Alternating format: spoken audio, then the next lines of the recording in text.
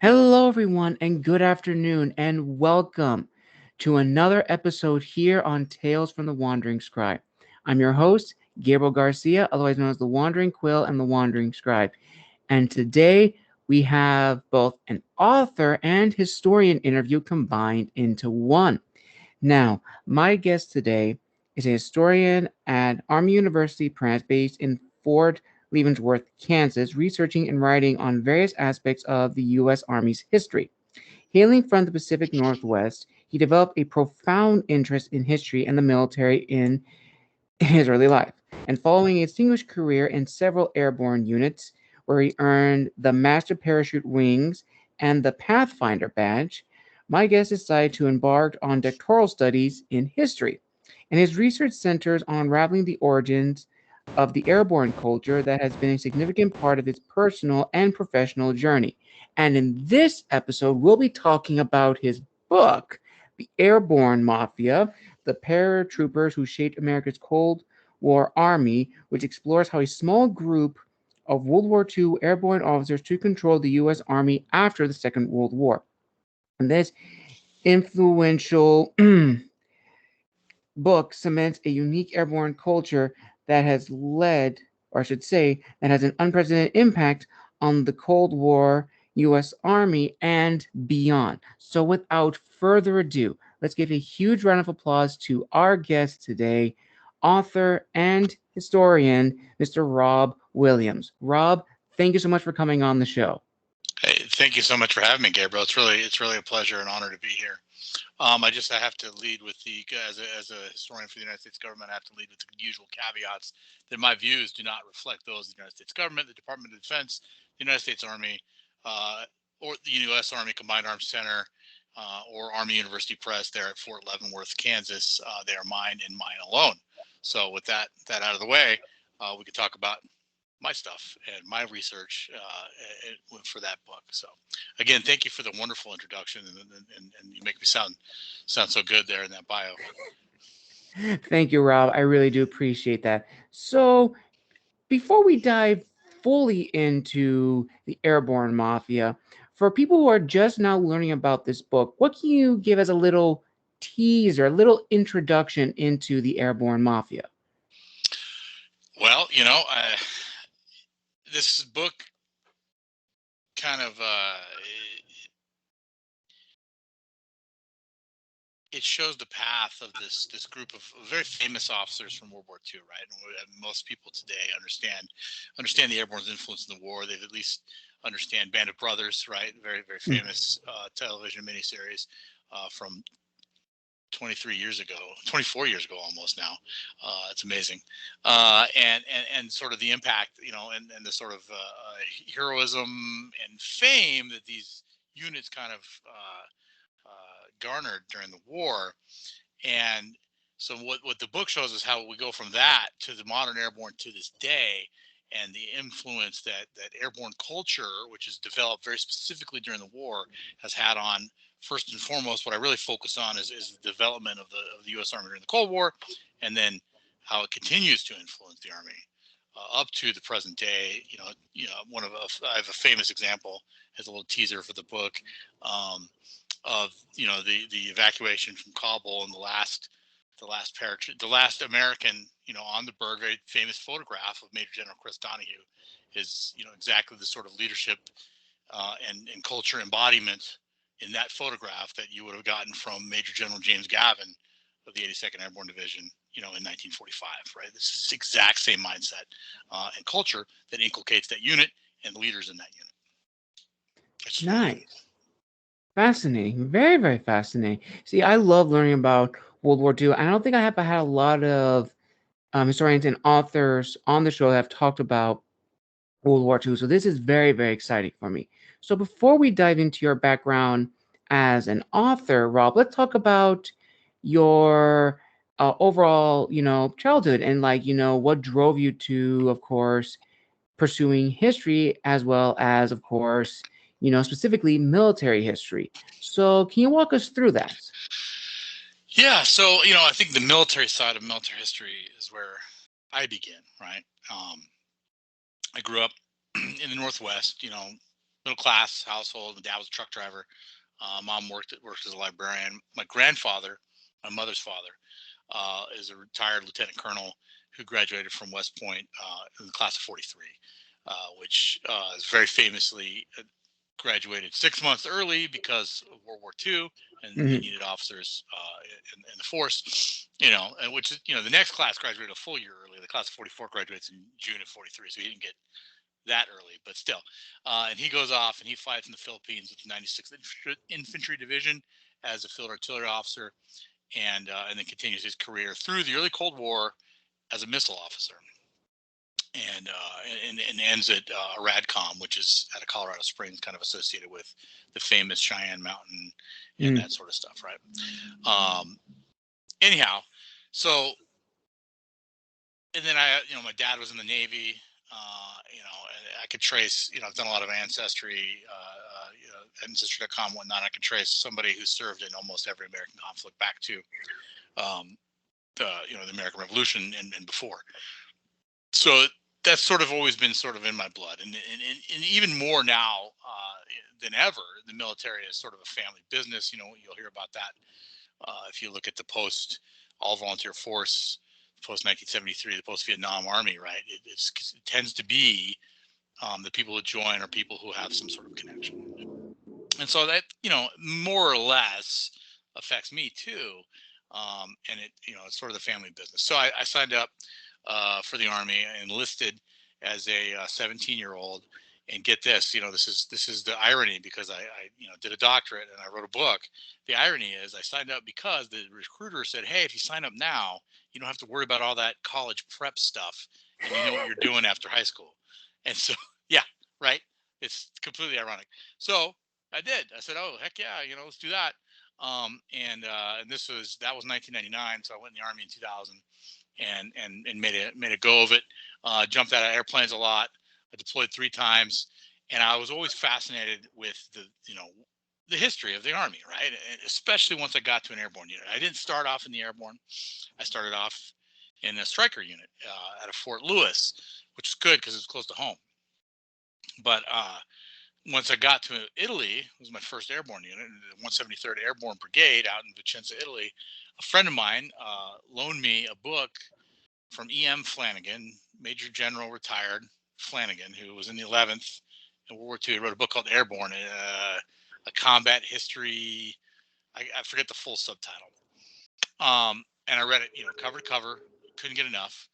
And then, and that kind of got me started. And then on my last deployment in 2011, 2012, I was in Afghanistan on a combat outpost, and we had this little MWR, right? A morale, Mm. welfare, right? There's computers, you can, Skype home, you get, email, what have you, and a little library there. And in that library was a copy of General Gavin's memoir, On to Berlin, which was his memoir of World War II.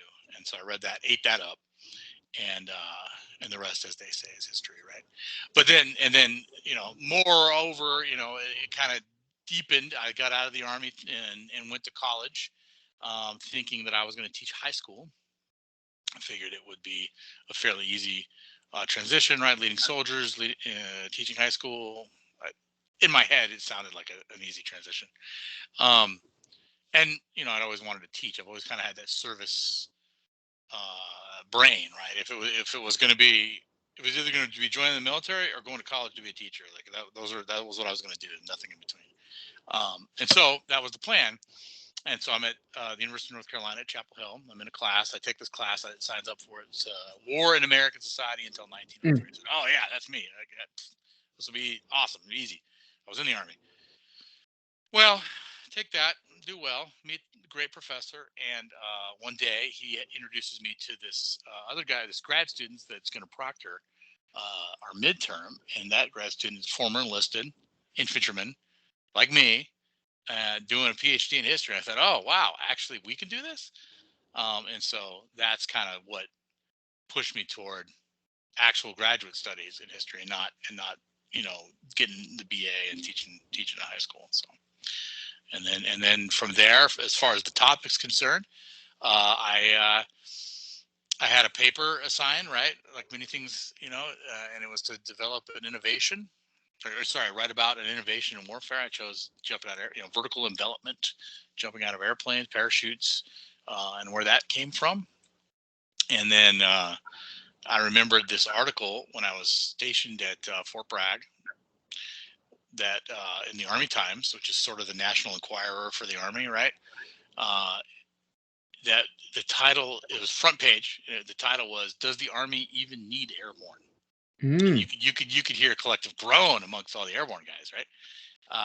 And I was thinking about that. I found it. I looked it up. It had only been a couple of years, and that had actually come out of a legitimate study done on World War II operations, and published by, here's some more irony, the place where I work now, the Army Press. Right? You can't make this stuff up. Anyhow, the study, that article, and then the actual study that this journalist had been turned on to, and wrote the article, sort of formed the basis for this paper, and then the basis for the dissertation and the book. And so then I Nice. applied to grad school and went where I got in and carried on from there. Awesome. Very, very awesome. I know in your bio you said that your book, The Airborne Mafia, came from your dissertation, but what was sort of the process or the decision to actually publish your dissertation into a book? Well, no, that's a great question, and I think honestly, I'd all from the beginning of writing it, I thought this was going to be a book, right? That was always the sort of end goal, was to turn it into a book, and so I wrote it that way. I tried to write, in as accessible of a way as possible.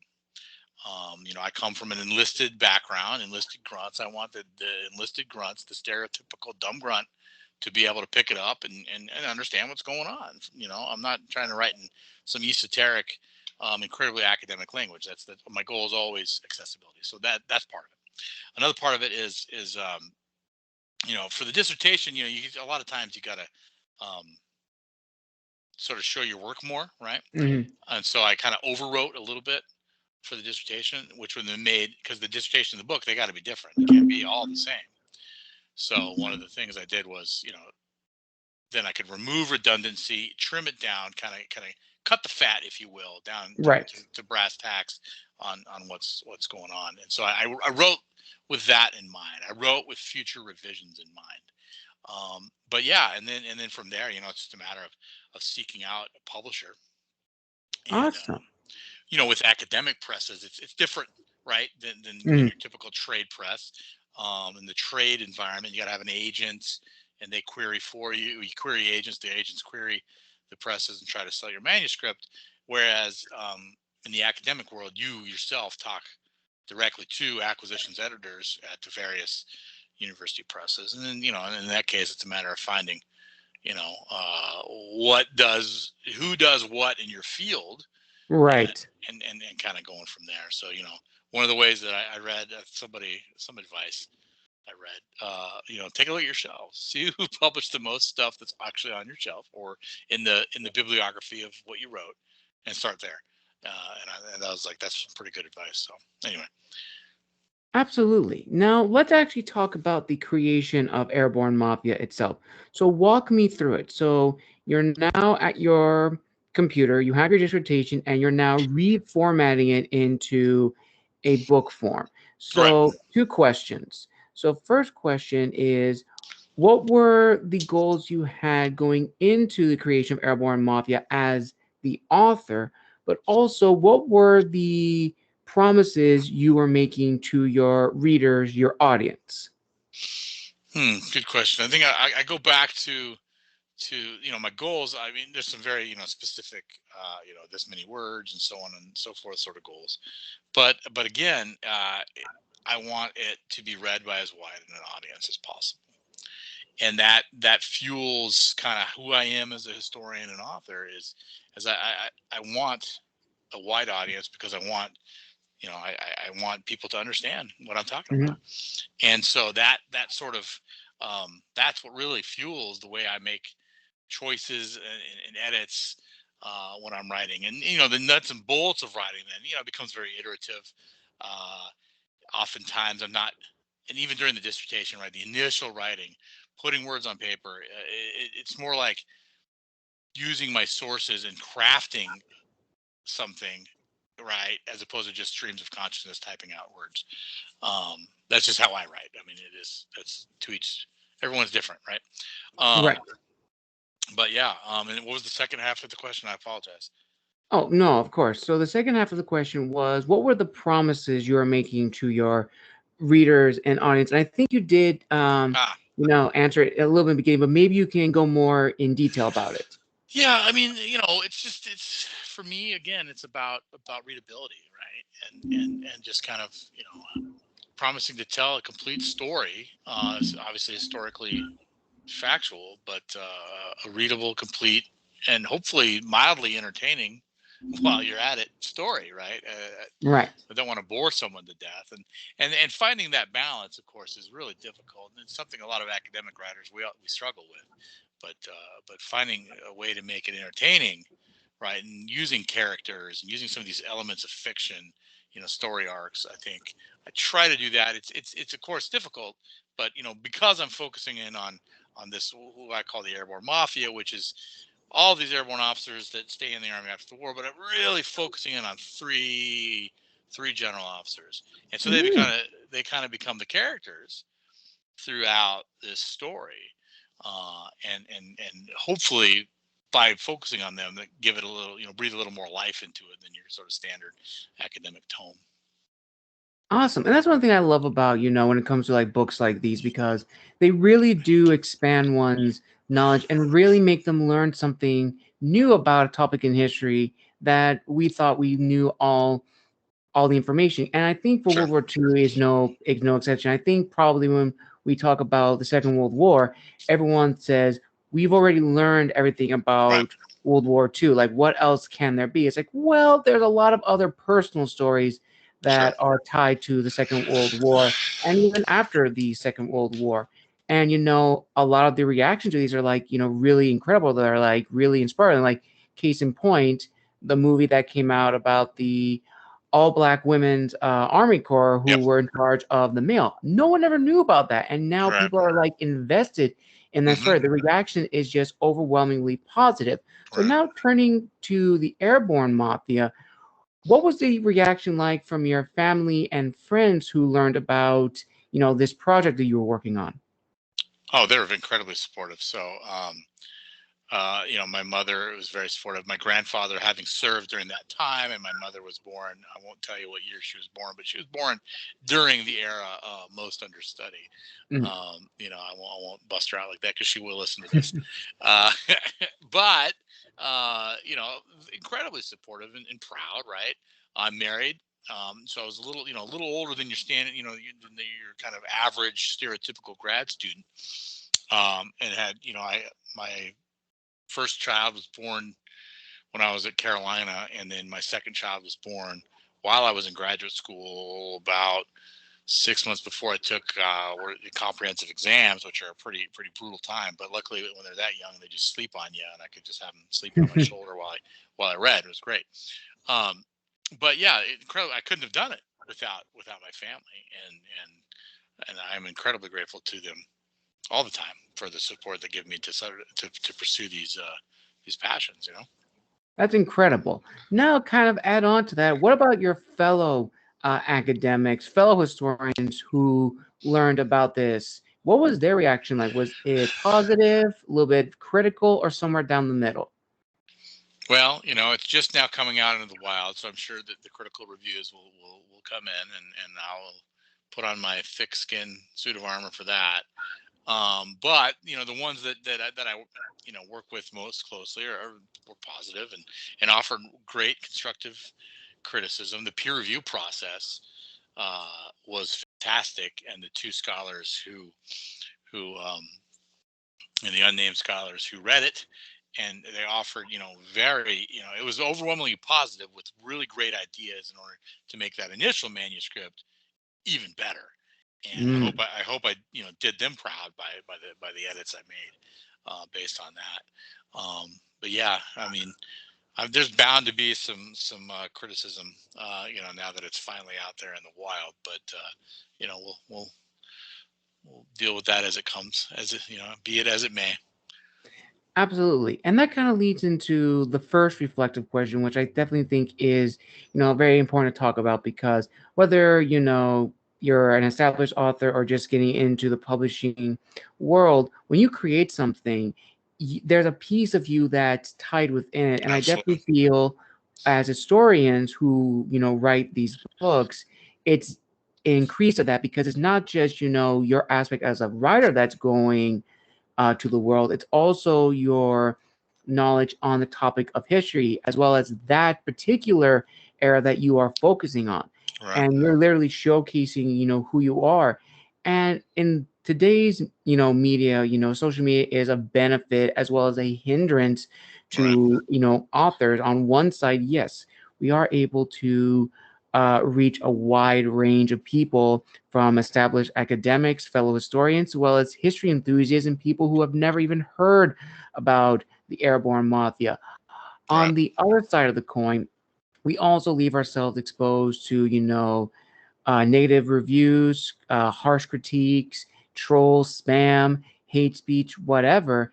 And Hmm. then that imposter syndrome comes to the forefront. And I think as historians who are also authors, that's heightened even more because it's not so much your writing that is being, challenged or called out. It's your background in that field of history and your expertise, which is being called out, and both are heightened to a level where you may be anxious to write something again and maybe even pursue this discipline in history. So I'm curious, Rob, did you ever have those moments of imposter syndrome or heightened anxiety? And if so, or if not, what has disciplined you to continue not only with the Airborne Mafia, but possibly write about another um, forgotten story in history that you are very passionate about? Well, imposter syndrome, I think, is a daily reality, especially for me, right? And one of the things that a good friend of mine, one of my biggest supporters, the guy I met at Carolina, who was also who was doing a PhD, that kind of demonstrated that I could do this. He told me, and I'm going to poorly paraphrase this, so I'm going to completely butcher this, but essentially, once you finish your PhD, you realize once you finish your MA, you realize you don't know anything. Once you finish your PhD, you realize you don't know anything, and neither does anybody else either.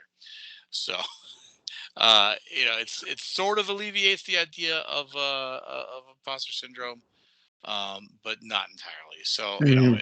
I think it's just a fact of life, um, especially, you know, I come from a sort of a very non-traditional background. I mean, I'm technically a first gen college student because my mother didn't complete a 4 year degree, but my granddad went to West Point. That's kind of ambiguous, but um, yeah, I always feel a little out of place, right? Writing Mm. academic history, just the nature of the beast. But that said, I think it does give me some unique perspectives. And I once got some feedback on an article I wrote in Parameters, the Army War College Journal. Mm. I don't believe that's the official title. I probably butchered that too. But anyway, it was about integrated deterrence, right? The strategy during the Biden administration of integrated deterrence, and sort of looking at some historical parallels in the new look and the flexible response eras of the Eisenhower Kennedy administrations, which are feature in my book. And so one of the reviewers, there are three reviewers. I guess that's how bad it was. I needed the third one to really hammer it home, but eventually it got published.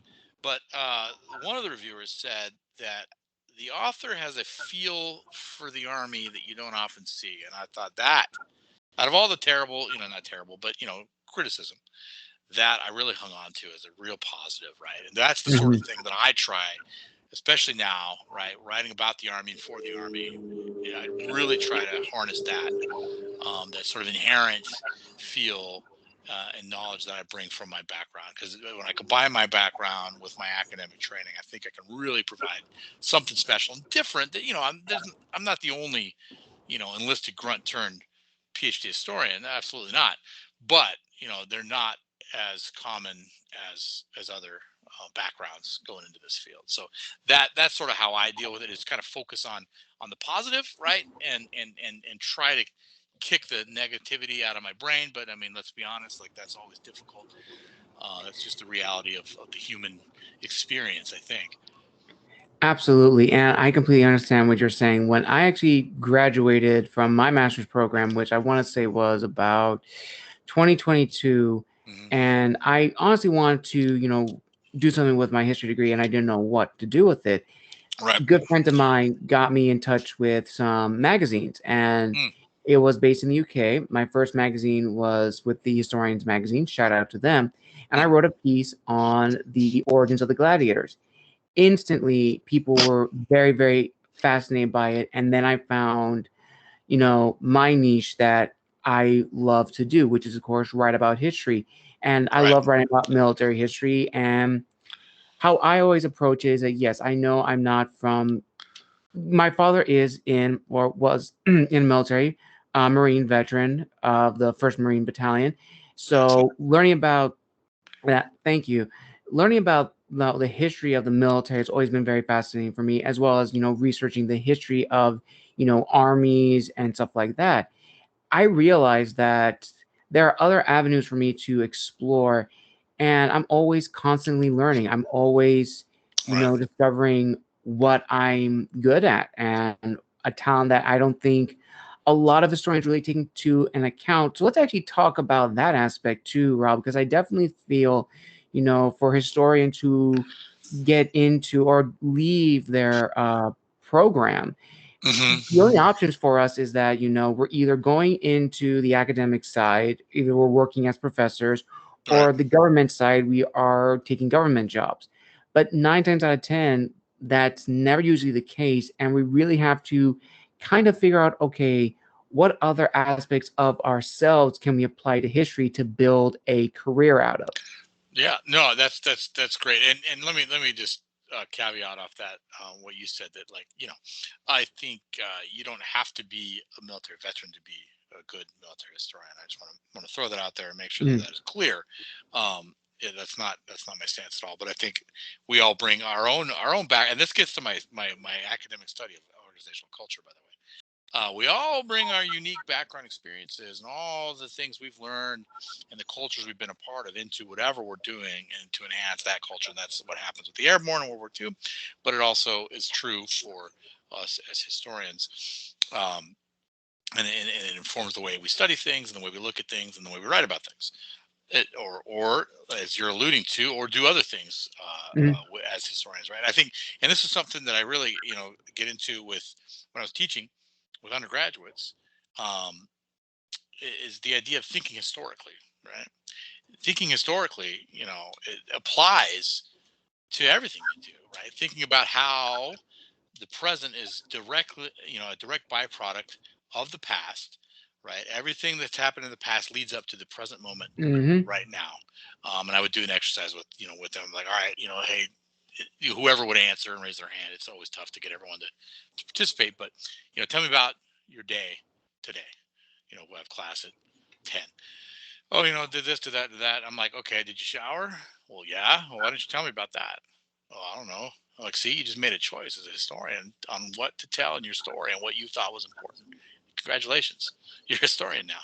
you Mhm. know, I mean, it's a little bit, not lame, but um, uh, yeah, it's just it's not, obviously, like, well, you know what I'm talking about. I'm Right. failing to find the words right now, but the point being that learning to think historically, learning to think about the past, learning how to tell stories of the past and make sense of the past is exactly what a marketing professional might need to do. It's exactly what a lawyer, especially, right? Law, definitely, absolutely. I mean, lawyers are all historians because they're all looking at previous laws in order to make their arguments about whatever their case may be. So I think there's definitely a place. I think the study of history is integral to both the actual understanding of the narrative of the grand American experiment, right? Mhm. It's essential to being able to think critically about the past and the present, and it's essential to all sorts of these other skills, these other soft skills we're talking about, that might make you good at whatever your career is you might choose. And then on top of that, yeah, you're right. Historical training seems to prepare us specifically, the PhD program specifically, for like one track, right? The tenure Right. track academic job, which are just dwindling, right? Hmm. And then, the secondary job market, as you mentioned, is the government historian work, which is also seems to be less than there used to be in the past, and it's also very different. But on the other side of the coin, you got the professional military education world with civilian academics that teach at the various war colleges and whatnot. Sometimes they're pure civilians, sometimes they're veterans who got a PhD and all that sort of thing. And that's another realm as well. But outside of that, you're right. Then what, right? Then what? Hmm. Public history roles, museums. I've got a very good friend who's a curator at the National World War One Museum. That just shout out to them right here down the street in Kansas City. And he did a PhD, a kind of a quote unquote standard PhD in history. But now he's doing that. He transitioned out of that world. So, and then there's other. So I know I have another friend who works, I guess corporate history you would call it. Right. Does history for a business, right? For that, not like, yeah. So anyway, and then there's also to other sort of for-profit research institutions as well that employ historians. But I think overall, what I was getting at with the thinking historically bit is that the way of thinking, the training that historians get, is absolutely applicable to a wide array. It's just a matter of sort of putting that into the right words, which is always, I mean, that's difficult, but that's difficult for anybody writing a Hmm. resume, right? Tailoring it for whatever the job might be. Anyway, that was a very long-winded answer to your question, but I think I think I ran the gamut of various jobs for historians. Definitely, definitely. But I think you're absolutely right. And I think also, like, to bring it all together, I think, you're absolutely correct in the sense that, in, the academic sense, we are disciplined and trained to either go the academic tenure route or the government route, but we never really considered the middle path where we just take in our different experiences, different interests, and combine it into the field of history, which I definitely think is, very underlooked. And that, I think, ties perfectly into now the next aspect, which is, of course, the business side of being an academic author. So I'm curious, Rob, after you finish, constructing the final draft of the Airborne Mafia, in your bio, you published it through this academic press, but I'm wondering if any chance did you ever consider maybe publishing through a commercial publishing house? Because there's a lot of commercial publishing houses that also specialize in nonfiction books. So can you Right. walk us through that decision making? Yeah. So, I mean, honestly, I wasn't sure. I thought about it, right? And I Mm. listened to a podcast. And real quick though, shout out to Cornell University Press and Bethany Wasik, the acquisitions editor, and the entire team there, because they did a phenomenal job, and I absolutely adore everything about the book, and I couldn't be happier. Yeah, but yeah, of course, I kind of thought about how to do commercial press, because like I said, my reader and who I want to read it is not solely academics. Right. And that's partially my background, um, but it's also my topic, and all that sort of stuff. I didn't get I applied to a few military history jobs on the tenure track, did not land, obviously. Very happy as a historian with the Army. Um, and that's my core audience, I guess you could Mm. say, is going to be military officers, right? And then the next audience would be any the various airborne enthusiasts, airborne veterans, and so on and so forth. But yeah, so I looked into that. I listened to a podcast once when H.R. McMaster was talking about his book, right, Dereliction of Duty, which was his dissertation Mm. at Carolina in the early mid '90s, and he went straight to finding an agent and published it trade press right there, boom. And I'm like, that's actually really impressive. I don't know that I'm a good enough writer for that. I don't know. We'll see what people say. Um, but again, I couldn't be happier with where I ended up. I also, on the other hand, though, I wanted the peer review process because we talked about imposter syndrome a little bit earlier. Mm. Yeah, it was scary sending it off for peer review, but then once I got it back, it was incredibly validating. And I don't know that I would get. I'm not as familiar with the trade process, but I know you don't get a peer review, right? And so Mm. that was incredibly influential to me. But again, you know, Cornell has been nothing short of amazing. And we sort of, as we talked about the book, we sort of thought about it as sort of I believe the term is crossover.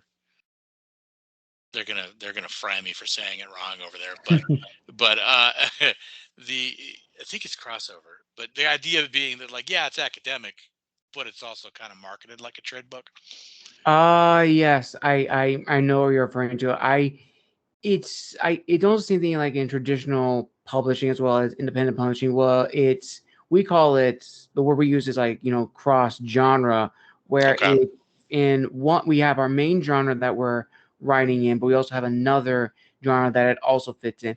And I definitely think from what you're telling me is that it can market to two different audiences. Like, it has its main audience that it's marketing towards, on the academic side as well as people in the military, but it's also maybe marketable to, people who are interested in, history or Right. maybe World War II. So where it's a balance between. So let's actually talk about a little bit more of the readership and the audience. Yeah. So, talking about the audience, how much of a process was that to really, hammer in when in the dissertation part, we have to use all of these different jargons, more academic sense, maybe a little bit more military terms.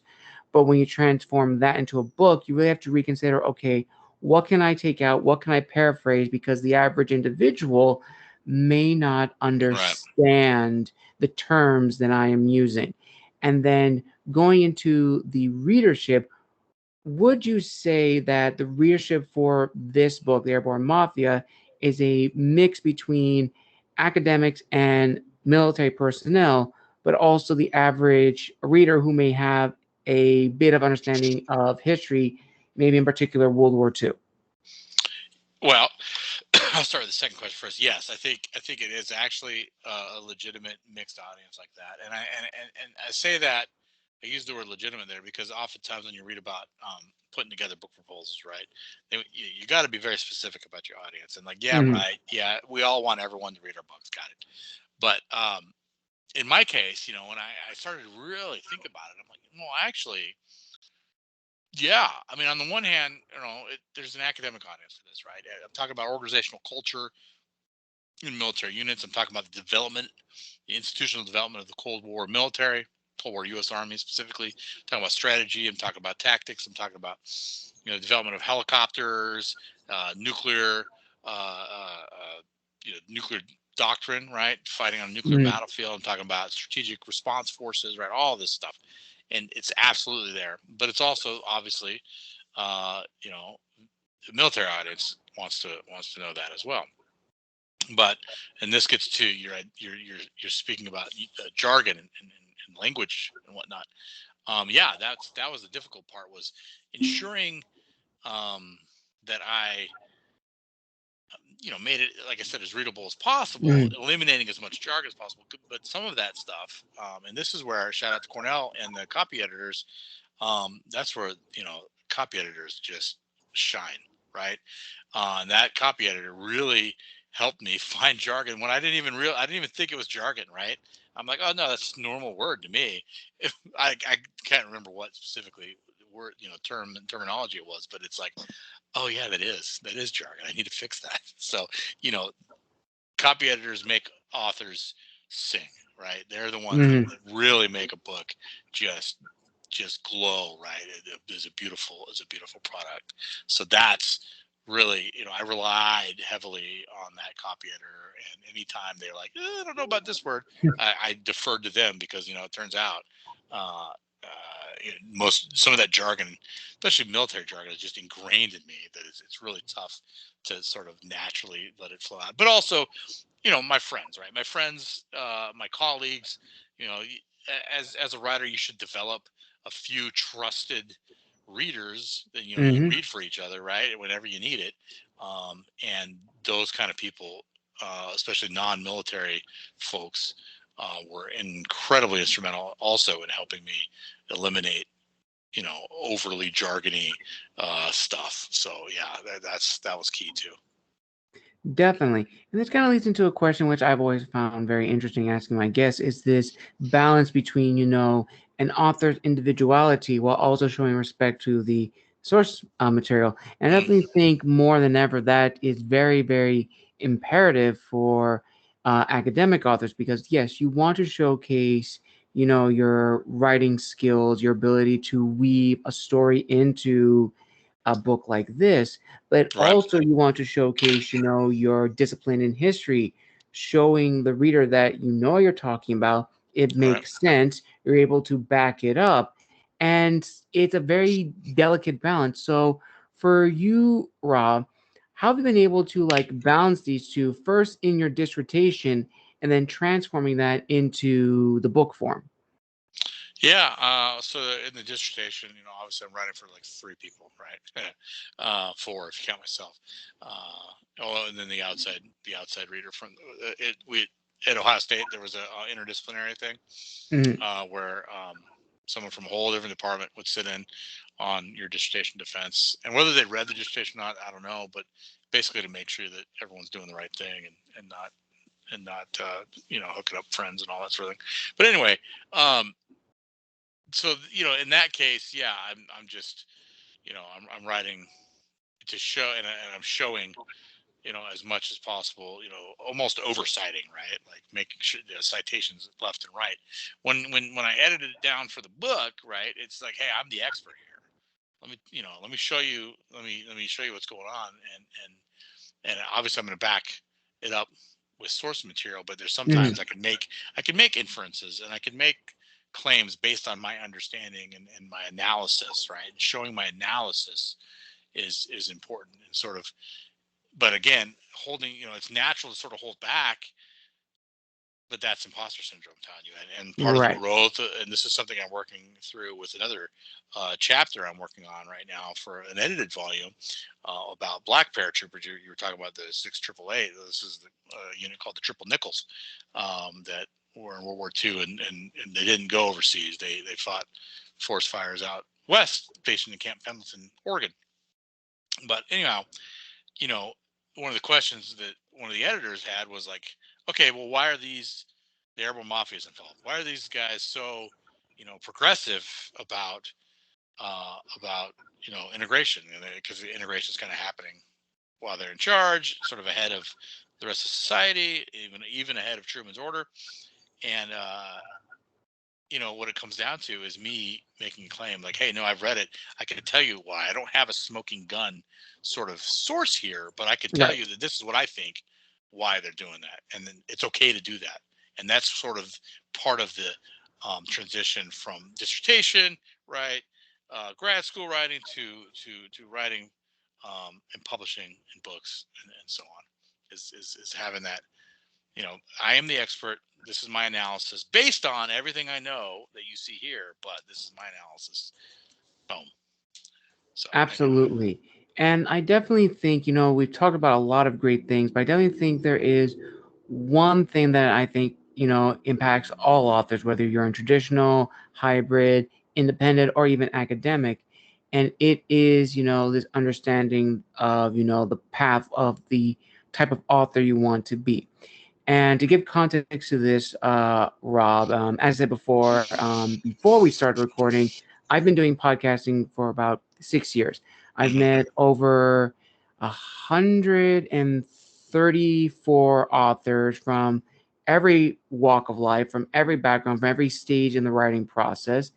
And from all of these amazing people, I've learned this really important rule is that or not so much as a rule, but this understanding that regardless of what path you go as an author, there are two main roads that we all follow to be an author and to be known as an author. One is dedicated to storytelling, the other is dedicated to marketing. And Hmm. ultimately, both paths lead to, of course, world renowned recognition, international recognition, and so forth. But I definitely feel, and this applies to all publishing, that for people getting into this industry for the wrong reasons are going to understand or learn first and foremost that this is not an industry to make a quick buck. Regardless if Nope. you're independent, traditional, hybrid, or academic, it is not. Will we all like it to be? Absolutely. But this leads to the realization that in this industry, there is no guarantee your first book is going to be an overnight success.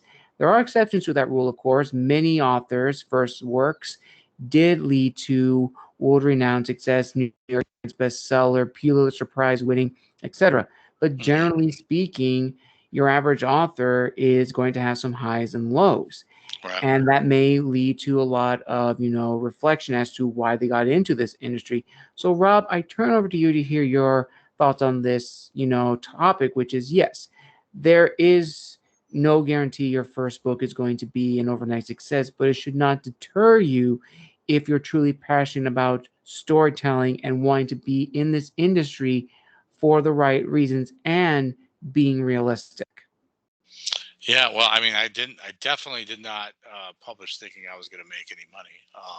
I, we joke, some of me and my friends that, all right, well, I guess next year on my when I get my statement, I guess I'll have enough for a couple cups of coffee. I'll buy coffee, like because that's, I mean, just being realistic, right? The Hmm. margins are low in the publishing industry, and so it's all just not a lot of there's just not a lot of money in it. And that's fine. For me, what I want to do is I want to tell good history, and I want it to be in the hands of readers that want to read it, and that's it. That's all there is to it. That's why I do it. To tell good history, good stories, help better explain the present. That's what I'm trying to do.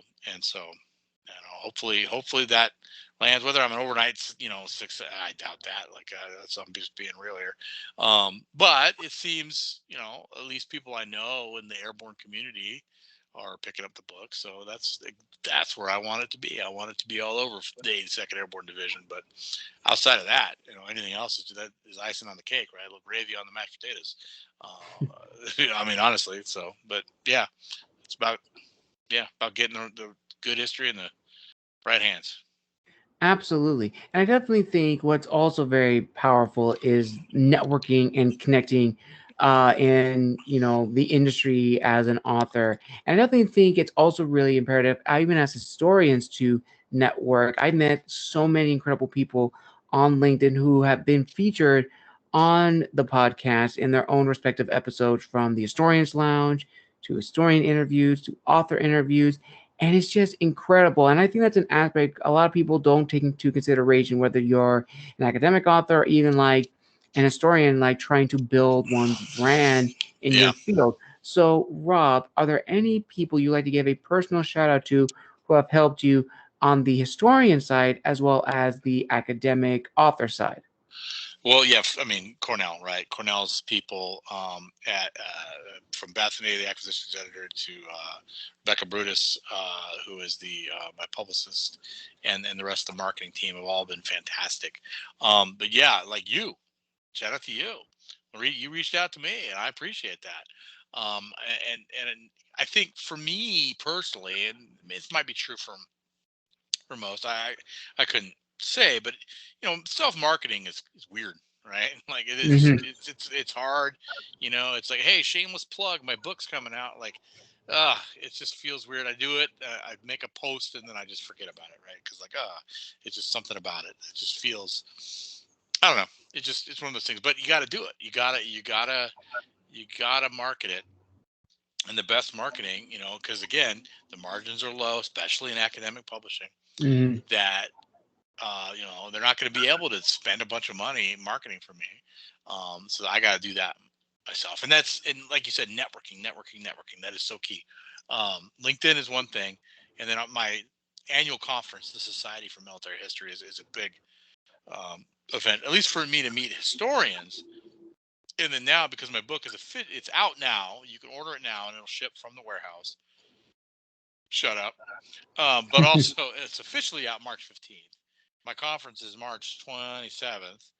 And so it's going to be essentially a marketing event for me this time, for the first time. And my marketing folks from Cornell have a little surprise for everyone that's going to be there. I won't reveal it now, but we're going to have a little fun with my book and a couple of marketing ideas to get a few folks to buy it. But yeah, it's networking is critical. Self promotion is difficult, but it is what it is. Absolutely. I know that, very true. When I published my first book back in, I want to say 2021, I didn't know anything about Right. marketing. And now I'm on my third book, which I did a lot more marketing for, which was a resounding success. And now I'm just working on my fourth book, Ooh, which I'm keeping it under wraps. But for okay. people who have been following me, they know what the next book is going to be about. And I'm so thankful for everyone that has been very supportive and has taught me, tips and tricks and strategies to apply to my own networking skills and Right. marketing skills. And I think at the end of the day, that's what we are all doing, both in the academic side as well as the author side, because people think that, in the publishing world, it's a very cutthroat industry. But regardless of what kind of author you are, we're all in the same boat. We're all Right. trying to get our stories out there. We're trying to showcase who we are to build our brand. And as I always like to say, grit transforms into talent, because it may be your seventh book that really gets your name out there. And if it is, or maybe it's your 10th or 20th, Hmm. who cares? Because whatever book really gets your name out there, you can say, hey, if you enjoyed this, check out my other ones. And boom, you got a new list of fans who are going to be asking you a series of questions and gain new readers who are going to promote you and do the marketing for you. And with all that said, Rob, we now arrive at the final question of this amazing historian slash author interview. And this is the final question. With everything you've learned thus far as an historian and academic author, what is your word of wisdom to fellow historians and authors who want to branch out and grow their brand and really showcase who they are in their respective industries? Wow, great question. I think this applies to writing and the brand marketing. I mean, Mhm. that's something I haven't put a lot of bandwidth into. Besides just, hey, this is what I've written. Like, so I guess that's my brand. Uh, you know, but it's that writing is a team sport. It is not a solo endeavor, Mhm. despite the stereotypes about the writer by himself or herself and in the corner of the cozy cabin with the tea. That's part of it, sure, but you cannot just write and then do boom, it's done. It's got to be edited. You need, for my big suggestion, always, like I said, always find a group of friends, right? If you want to call it a writing group, fine, but trusted confidants that you can send Mhm. pieces to, articles to look at, to go over, to give you constructive feedback, but that's not going to sugarcoat anything, right? That is critical. So writing is a team sport, and you have to revise, revise, revise, and it just makes you better. That's my main advice. Work That together. is perfect. And I actually think you touched on something that I don't think a lot of my guests have mentioned before, is that writing is not just solely a solo Yeah. endeavor. It is a team effort, because Yeah. you have a team. You have your editors, you have your cover artists, you have Yeah. your proofreaders. You may also have beta readers and ARC readers who Yep. give you feedback beforehand before you publish it. And it's absolutely true. And I 100% agree with that, because I have my own team. I have an editor for all of my books. I have an artist that I've now have joined my team. I have Wonderful. a list of ARC readers who are chomping at the bit for my Hmm. next book. But Good. it's absolutely true, Rob, what you said, and I think it is a perfect ending to this amazing historian author interview. Now, Rob, before we officially close out, where can people find you on social media to reach out, as well as purchase a copy of the Airborne Mafia? All right. Well, yeah, there it is. Yeah, directly from the Cornell University Press website um, is probably the best place to find it. It's cornellpress.cornell.edu. Social media wise, I'm slowly kind of toning it back in. I currently have a Facebook author page, Robert F. Williams. I'm on Blue Sky as RFM Williams, I want to say it is. Let me pull that up. And LinkedIn by my full name. Those are the ones I'm on currently. But as we talked about, social media can be both a blessing and a curse, and we'll kind of sort that as we go through time. But yeah, it's another conversation for another time. But anyhow, yeah, that's where I'm at. And the best place, like I said, is going to be on Cornell's website, but it's of course on Amazon and Barnes and Noble. All the places you could buy books, indie books, bookshop.org, so on and so forth. Awesome. I will link all those down below in the description of this video. Thank you everyone for joining me for another amazing episode here on the channel. I wish our guest an amazing journey going forward in his career as a historian as well as an author. And as always, viewers and listeners, thank you so much for your love and support. Bless me. Sorry. Bless you. And until next time, this has been the Wandering Scribe and the Wandering Quill, asking you to like, comment, and subscribe down below. And until next time, have a wonderful evening, afternoon, or morning, wherever you are in the world.